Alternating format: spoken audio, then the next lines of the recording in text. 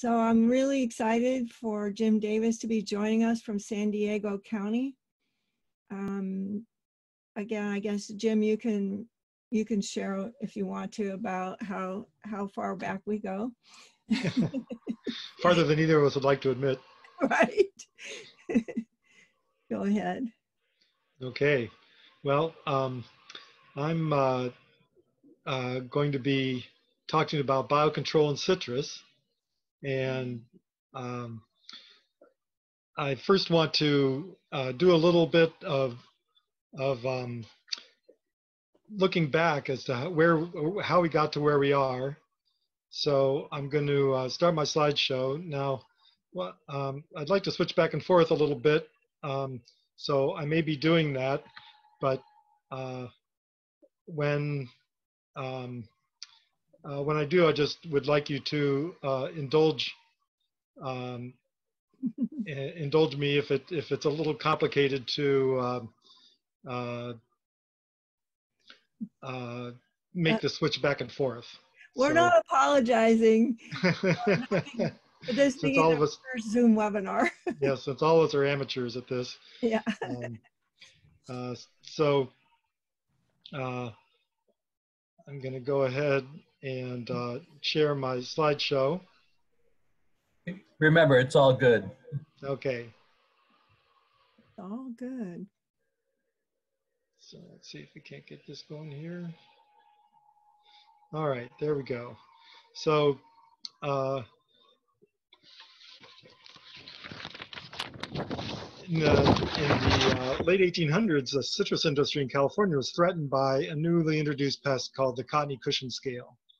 And there was a lot of back and forth about what should be done, but the Mr. Riley, the chief of the USDA's Division of Entomology, felt that this was a good subject to go to the home origin of this pest and find insects that would feed on it and bring them back to California to solve this problem. And as the exploration went on, he sent a man named Albert Cobell to Australia in 1889 to, well, actually got there in 1888 and found the Vedalia beetle, which is a little ladybug that is a specialist on this pest, the cottony cushion scale. And here you can see the adult and the larva. And now you got to remember, this is the 1800s, right? The internal combustion engine was still in the future. So everybody was sailing. So this guy had to sail from Australia, where this Vedalia beetle was found, all the way to California and keep the plants and all the insects alive during this whole journey, which I have to tell you must have been quite a feat to go through all those storms. And this is well chronicled in a book called Biological Control by Natural Enemies by Paul DeBach, which I would highly recommend. It outlines over 100 successful biological control programs. And of course, I also want to plug the Bible of Biocontrol, Biological Control of Insect, Pests, and Weeds by Paul DeBach. It was published a long time ago, but it still has incredibly useful information and can serve as a foundation for anybody who wants to practice biocontrol. So here we are, we're bringing the insects back from Australia and suffering all the weather and wind, but he finally does it and gets back, and within, within a couple of years, the Vedalia beetle and a little fly parasite that he brought back had pretty much turned the whole citrus industry around and had completely wiped out the cottony cushion scale throughout its range. And that actually began the first instance of what we now think of as classical biological control. When you have a new pest introduction, you go to the origin, the country of origin of that pest, and you find the natural enemies that feed on it there, and you import them to the new country where the pest is a problem. You study them in quarantine, and if they show to be beneficial, then you can release them into the environment and to try to control this new plant pest. So the next major development in biocontrol in citrus was for the California red scale. This pest was very widespread, affects it gets on all the plant parts and makes the fruit very unseemly. So the author of the books I showed, Paul DeBach, he introduced a new parasite for the California red scale called Aphytis melinus in 1957. And that parasite was effective, but it had a hard time making it through the winter. And it was really found that only repeated releases of its parasite would be effective in maintaining control. And so when you do a new release of an insect for a classical biocontrol program, there are one of three outcomes. Either the thing is a complete failure, it won't control the pest, or it's completely successful and it wipes out the pest over its own range, and it holds it down to less than economic levels wherever it exists. And then the third thing is, it is effective, but it keeps needing to be reintroduced. And those insects are the candidates for an insectary, something where you need to keep making periodic releases of the insect and to maintain effective control over the pest that you're worried about. So this is the Aphytis melinus, the parasite he brought in. In this picture, it's drilled its ovipositor through the scale of the red scale and is laying its egg on the soft body underneath. Over time, the ability to cultivate this insect has been very effective and very inexpensive. And so now it's the predominant method of control of the red scale in the Southern California region. So generally, we put out about 10,000 of these per acre, 3 times a year in our groves, and to maintain good biocontrol of the red scale. And when I started working at an insectary in Corona, I worked at a 2,000 acre citrus ranch. And the owner there told me that before they'd established the Aphytis melinus in this grove, they were spraying all their trees 5 times every year, at least, to control the insect pests. But once they started releasing the Aphytis and it got control of the trees, of the pest, then they were able to reduce their spraying to only about 10% of the acreage once a year, which is about a 98% reduction in pesticide use. And because of this success and the cost savings, this was adopted over most of Southern California, and most of the pest control advisors who were around in that day adopted this technique of releasing these parasites to maintain control of the red scale.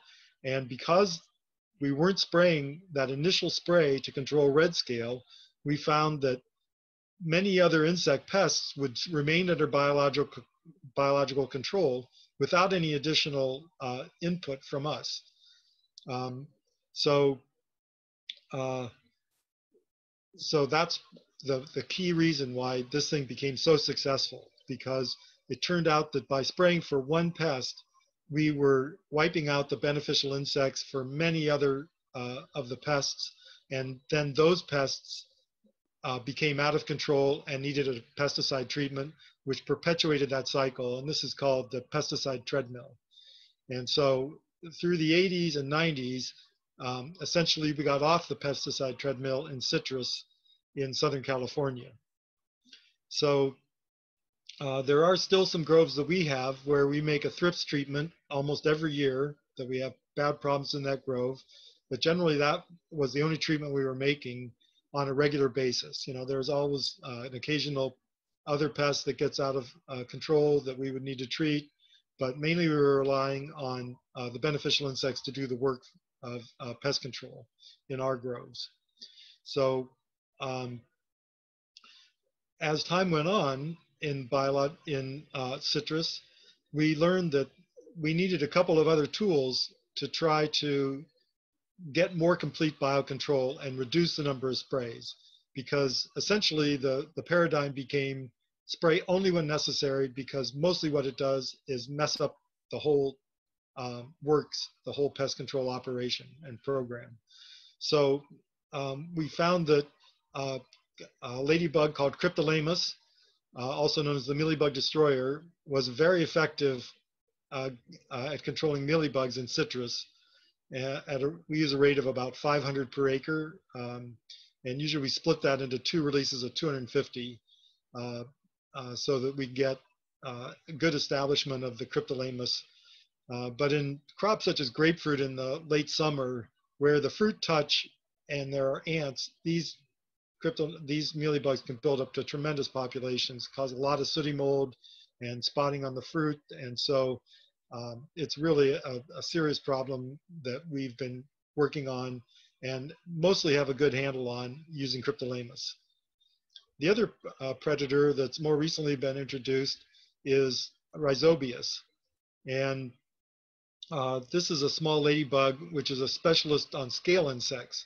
So when we have a large population of red scale, which is often the case when we get newly hired into a grove, we want to reduce that population, or in our regular groves, if we start developing hotspots where we're seeing a lot of scale, we'll put the Rhizobius in there to reduce the number of scale and bring it back to a more manageable project for the Aphytis to maintain good control.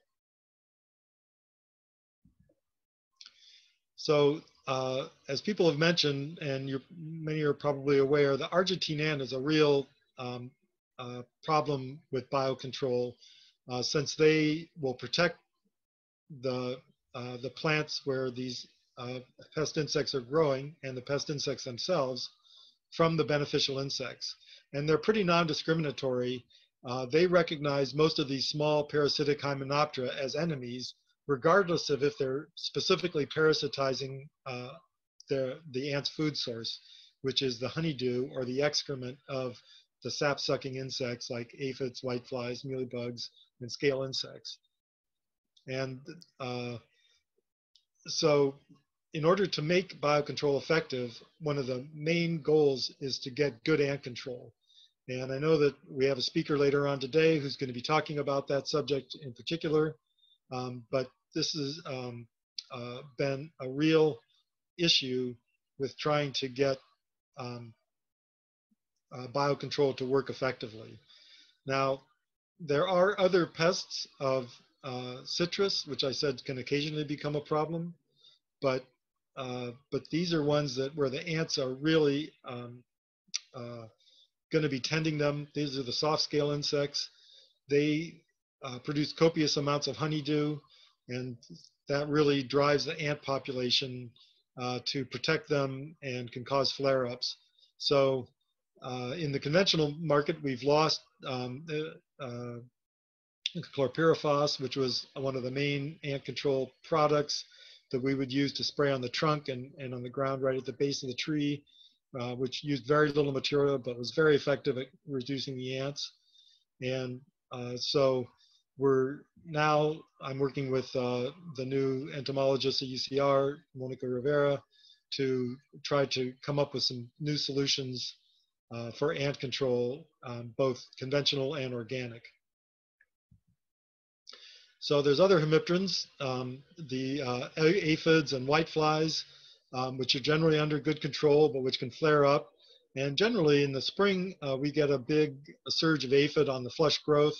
And I will very rarely treat that. I generally look at that as a way to attract a lot of beneficial insects into the grove, which are not only going to feed on the aphid, but on many other of the pests.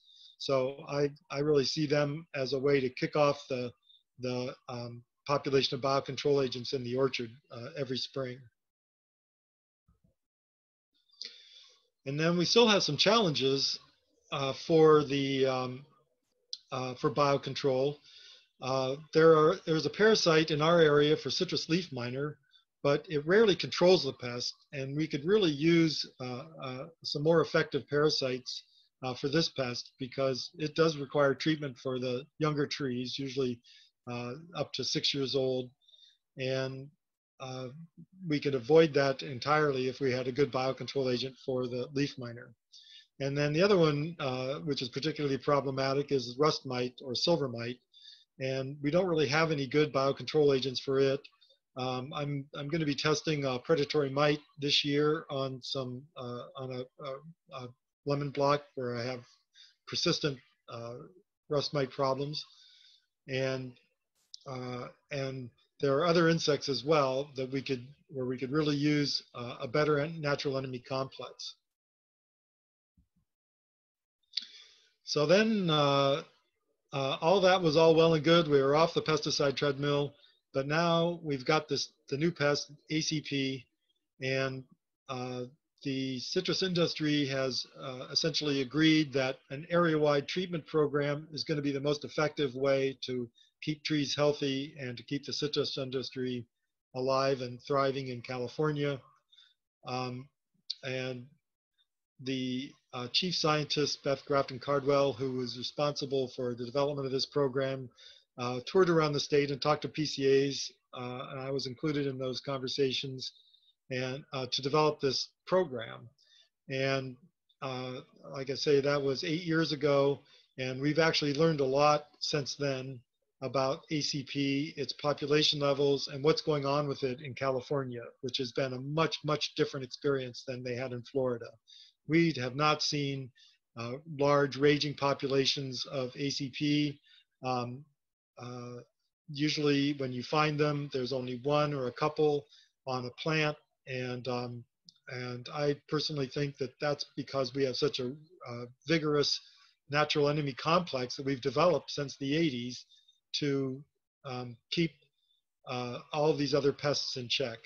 And that when the ACP moved in, it encountered these predators, and that they've been chiefly responsible for holding its numbers down. Now, there are trees that are infected with the disease, HLB, or one lung Bing, or sometimes called citrus greening, but they are all in the LA basin, and so far none have reached a commercial orchard yet. So really, in all this time, we've got about 2,000 of the estimated 10 million trees in the LA basin are infected, which is an incredibly small percentage, and no trees in the commercial orchards yet. So what we've been doing has been very effective, and the scientists have been saying that this spray program is the main reason why, but I think that's mistaken. I think really the primary driver of control of ACP is the beneficial insect complex that we have in California.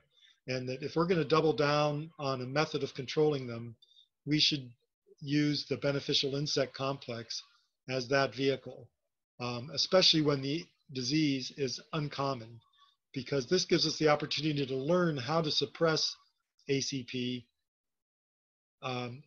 without using chemicals to the greatest extent possible, because eventually it's likely that HLB will become more widely distributed, and the knowledge we gain here could help prevent or delay the infection all throughout California. And even after the infections begin, it could help keep ACP populations at very low levels. Additionally, spraying the pest regularly now, when we don't have the disease and the insect is really just a nuisance, serves to increase the likelihood of resistance, or the day when resistance will show up in ACP against these chemicals. And then when we have the disease and we have to spray, those pesticides will be less effective. So my colleagues and me at our company, Entomological Services, believe that we're best served if we were to try to do things to increase the natural enemy complex and to use beneficial insects primarily to control ACP, unless they develop into a large population in a certain block. And so basically what we're calling for is that ACP be brought under the umbrella of IPM like all the other insects that we deal with, and not be an insect apart from that, at least until we find out what we can do with those insects, or if the disease becomes more widespread. So you can tell the effects of feeding damage by the ACP. On the left, you can see healthy leaves here, and on the right, the leaves are starting to become distorted by feeding damage from the ACP adults and nymphs. And later on, this is the characteristic damage. You'll get this waviness along the leaf margin. And then on the leaves on the right, you see that the tip of the leaf gets pinched and then turned to one side. I call this the left turn. It's a very characteristic sign of feeding damage by ACP. And in your own orchard, you can understand what the ACP has been doing in your orchard over time by looking at a particular branch, and because every leaf on that branch originally was a tiny flush leaf that could have been fed on by ACP. And so those leaves represent the history of ACP feeding on that branch while all those leaves are being formed over time. So if you see a lot of this kind of damage, like on the leaves on in these pictures, then you've had an active population over the time those leaves were formed. But if you only see one leaf that has a little distortion or two, that indicates a very light presence by ACP in the orchard. And it's very common for me to, when I find an ACP population and flag it, to come back on my next visit and not be able to find any ACP on that terminal. No nymphs, no more eggs or adults. Something has come in and eaten everything off that branch in the week it takes me to get back to the grove. So that tells me that there's a lot of searching and activity, and that we could do things to really boost that up. So there's a couple different ways for scouting for ACP. You can do tapping, where you tap a branch and look for the adults that fall onto the branch and then count them. You can also look at terminals to look for eggs, and on flush growth terminals to look for eggs and nymphs and adults that are egg laying. And the ACP is predominantly on the outer edge of the grove, so you always want to do some scouting on the outside as well as on the inside of the orchard. Some work done at UCR elucidated that there were a lot of different insects and spiders and other predators that were eating ACP. And what the graduate student did was she would crush up predatory insects, and then she would sample them for the presence of the ACP DNA, which meant that they had ACP in their stomach contents. And this was a list of the ones that she sampled that had ACP in them. And you can see at the top there, Chrysoporla, one of the green lacewing species. And down in the middle and bottom, the insects I talked about before, Rhizobius and Cryptolaemus, which are commercially available insects for use in citrus, and that we've been using for some time. But we've also noticed that there are other insects, such as the various species of ladybugs that feed on ACP, as well as more generalist predators like the syrphid fly, and lacewings also feed on them, as well as just about any other kind of plant pest they come across. So as an alternative to the area-wide spraying, our company now has developed a package of 500 Cryptolaemus, 500 Rhizobius, and 100 of the Tamarixia radiata, the parasite of ACP that we release on for blocks of 5 acres. So that's actually 100 Crypts, 100 Rhizobius, and 20 Tamarixia per acre. And so we're not really interested in this point in inundating the system with these predators. We mostly just want to make sure that the predators are present and available in case ACP exists in that grove, and that the Tamarixia, even in low numbers, can search and find suitable prey and then reproduce on the ACP in the grove and keep a low-level population alive and thriving in that grove so that it maintains the low level of ACP that we want. And only when we see large numbers of ACP do we go in with a pesticide treatment. So these are the members of the package. Here's the Cryptolaemus again. The larvae of the Cryptolaemus have these big, long, waxy follicles, which essentially are a type of camouflage.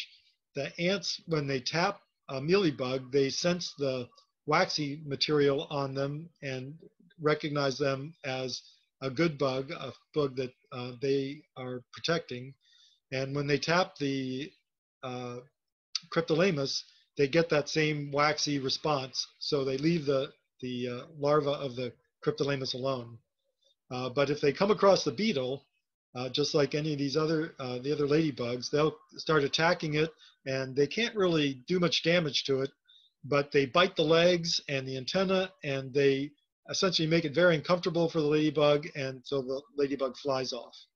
So they drive it away from the plant. Here's the Rhizobius. Again, it looks like a Cryptolaemus, except a kind of a smaller version. And then here's Tamarixia.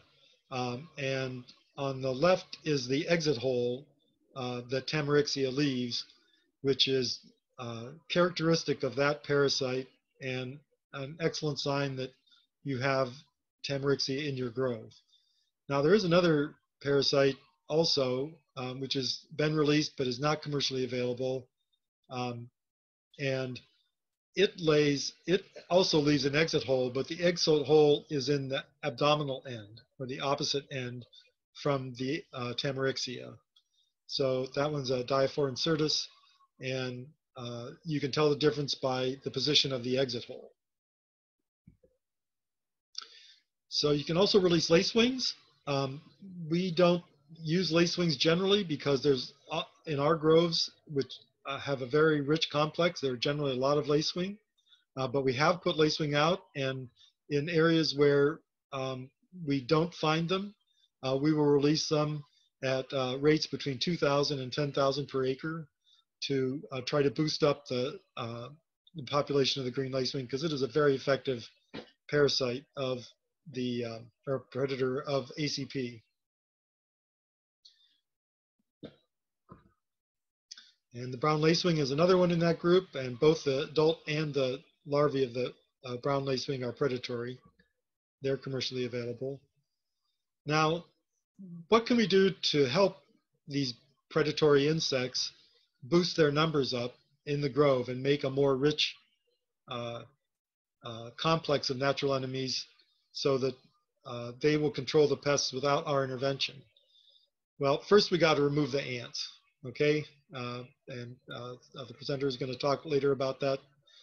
But we can also increase floral resources for the predators and parasites, because when prey density is low, these insects can feed on nectar and pollen from the flowers to get them through periods of low prey numbers until until the prey shows up again, and then they'll still be alive, still be able to prey on that insect.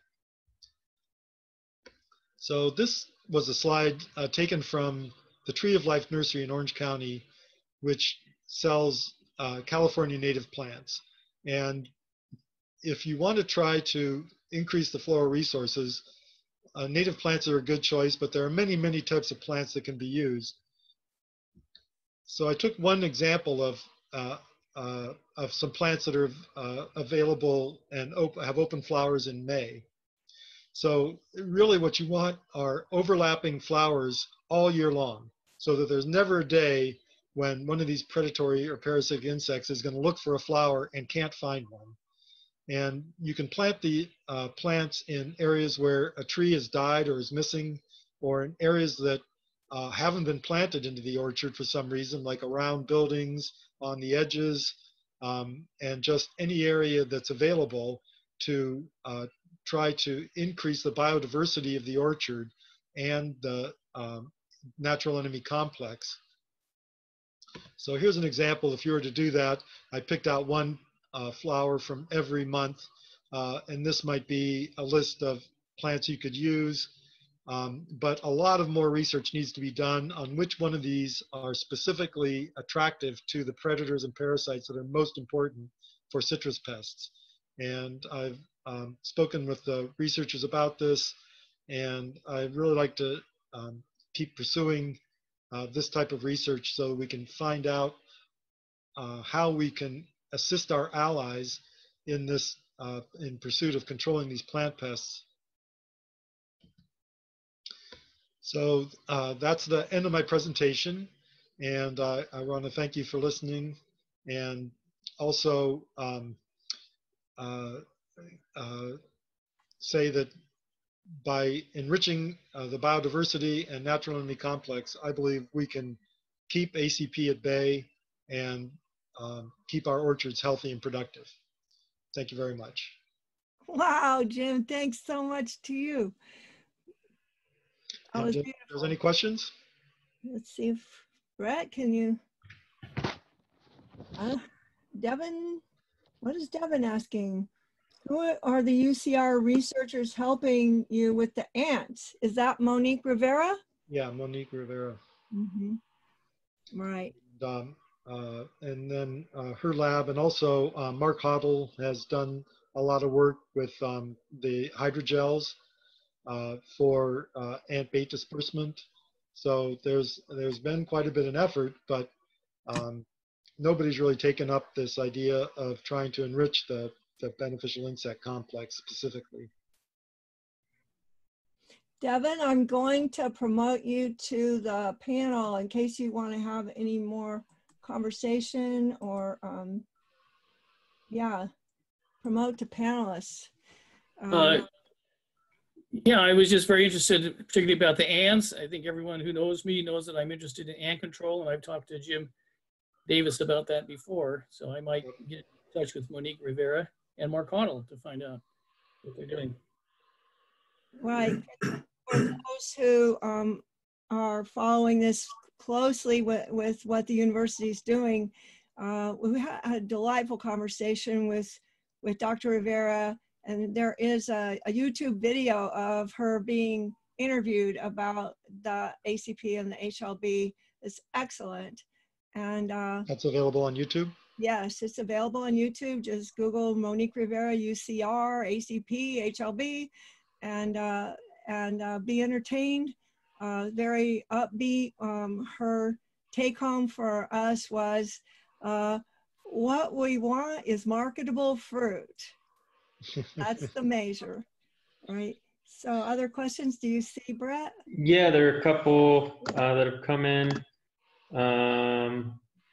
So does the current state mandated spray program for ACP harm released beneficials? Well, first of all, I would say that the area-wide release program is not mandatory, and it's voluntary. Now, there are some pest control districts in certain areas. We have one in San Diego County in the Palma Valley and in Borrego Springs, where it is mandatory that the growers make treatment. But for most of the area, it's a voluntary program where they're trying to get people to coordinate the applications. So the idea being kind of like roaches in an apartment building, that if you just spray one apartment, they're just going to move to another apartment until the spray wears off, and then they'll move back in. So you got to treat all the apartments at the same time. And I think that initially was a very good plan, but I just think what we've learned since then is different.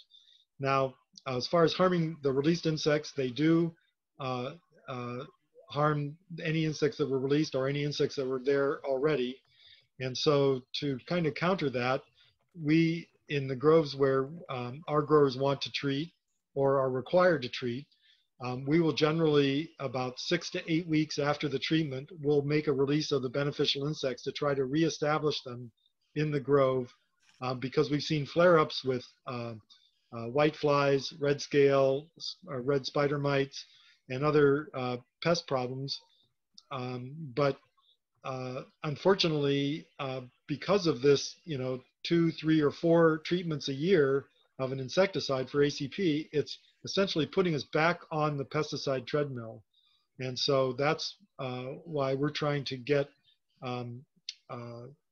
ACP control back into an IPM program where we only spray when the population is above a certain threshold. Mm-hmm. And, Jim, I wanted to add, I can remember the Citrograph magazines from 30 years ago regularly featuring the problem of citrus whitefly, and then it just never ever got mentioned. And now our colleague that's scouting in this area, he said, "What's this? Citrus whitefly." Haven't seen it for 30 years. Right. It's like we haven't seen it since they banned DDT. Yeah, well, basically almost all the whiteflies have been had very successful biocontrol introductions that maintain almost all the whiteflies at very low levels. But again, this regular application of insecticides are knocking out those good bugs and causing the increasing whitefly problems and other pests that we have rarely seen in the last 30 years, but now are becoming common because we're removing their beneficial insects. Yeah. See anything else there, Brett? I see a. Yeah. How is Baccharis an insectary plant, and are there published studies on that? Oh, Baccharis. Baccharis, yeah. Mm-hmm. Well, it's an effective plant, but it's really what is the flowering period relative to the time when we need it. So early spring through the spring period, and again in late summer when the citrus are flushing and the ACP are peaking. So that's the time when we most need the resources. But also all the predators and parasites need to live through the winter. And so it's very important to have food resources for these insects to get them through the time when there's almost no prey, which is the winter months. So you also really want to focus on your flowering plants that are available during the winter. Great. You want to share I'll share this comment. Maybe you see something before that, but Robert Hill comments that, I guess, Robert, you must be in maybe Ventura County where it's not mandatory, but if you don't spray, you may find that your Packing house will not pick your fruit until you do. That said, I don't think that it is being very vigorously applied anymore. So you have any comment on that?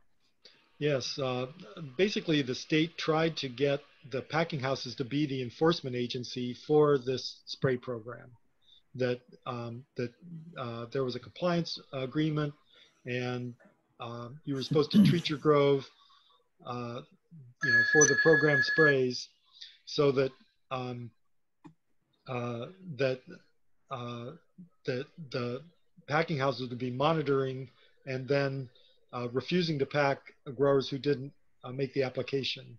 But so many growers did not want to make that area-wide treatment, and the packing houses basically were not comfortable being the enforcement agency for this.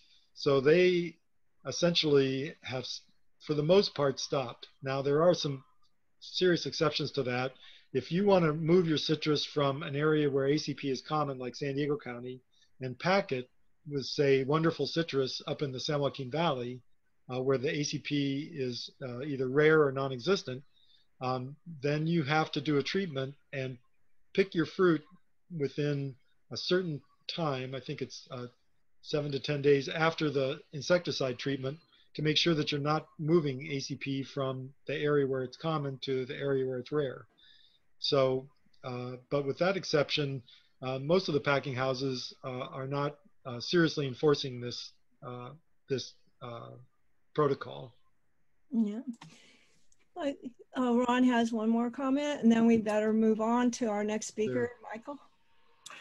So you walk something like what, 5,000–6,000 acres of citrus? Your company? Well, I look at about 2,500 acres of citrus and another couple thousand of avocados. Okay, about 2,500 acres. A lot of different farms, groves. They must range from, you know, being pretty sterile to having pretty diverse ecosystems. And so, do you see a range of pest problems, you know, that correlate with the amount of diversity that you see on the orchard? Yes, I think that those two things are directly correlated. You know, some people, some growers, they just like to have their insect free of, or their groves free of insect pests. And that's their option as a grower. That's what they believe is going to do best for them. And I see my job as being to, whatever philosophy the grower has, I want to make that work for them. Now, I may try to influence them to go on a certain path, but if they want a clean orchard, then I write the recommendations for them to maintain that. But in the orchards where, the organic orchards especially, where people are doing little or no spraying, and there's a lot more diversity on their farm, the insect problems are generally much, much less. And they're not only less frequent, but they're less intense when they do happen, because they don't have that kind of pressure from the predators and parasites to keep them under control. All right. So could you kind of summarize that more diversity, less problems? Yes. More stability. Basically, more diversity creates more stability, and more stability creates more predictability and just overall less problems. Well, definitely Department of Pesticide Regulation was willing to give PCAs continuing education credits for your hour of presenting, and we have a pop quiz to help document the participation of people who want to apply for those CEUs. So here's another poll. How about this? What insect was a key introduction that led to successful biocontrol programs in citrus? A, brown lacewing, B, tamarixia, C, Aphytis, or D, woolly whitefly?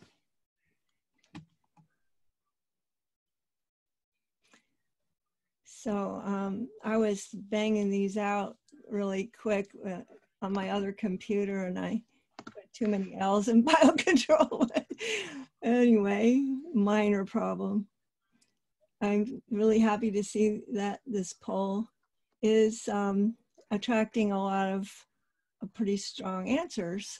I'll share the results here in like quick answer, or if you miss answering, put your answer in the chat, and we'll try to pull it all together for our report to DPR. I'm going to end this poll now at the count of 5. 1, 2, 3, 4, 5. Here it is. The results are that 73% of respondents got it right. And you have any observation about that, Jim? Unmute. Yeah. Well, it sounds like everybody's paying attention, and also, Aphytis has quite a reputation, which is deserved. So I'm glad that people, recognize that, and if they didn't before, they've now, learned that what an important role it plays in the citrus. Yeah. All right.